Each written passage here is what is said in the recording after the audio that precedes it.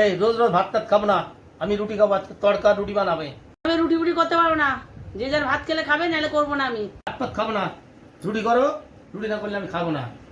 ঘরে বানাবো আজকে আমি তড়কা। সাদা তেল দিলাম, ডিমে একটু নুন দিয়ে দিলাম, ডিমটা ভেজে নেব, লেবু দিলাম যাতে গন্ধটা না আসে। ঝুরঝুরে ভাজা হয়ে গেছে, এবার আমি নামিয়ে দিচ্ছি। তেল দিলাম, আমি পেঁয়াজ দিলাম, পেঁয়াজ রসুনটা আগে ভেজে নেবো, নাহলে গন্ধ বেরোবে। কাঁচা লঙ্কা দিলাম।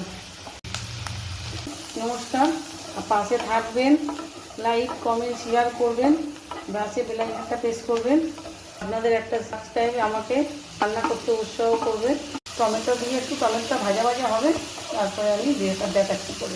কালারের জন্য একটু আমি হলুদ গুঁড়ো দিচ্ছি, আদাটা দিয়ে দিলাম, লঙ্কার গুঁড়ো দিচ্ছি, গরম মশলা অ্যাড করছি, দিয়ে দিলাম তড়কা মশলা। আর ডাল দেখুন সিদ্ধ হয়ে গেছে, অ্যাড করলাম।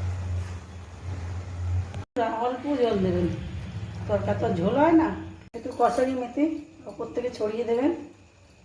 এই যে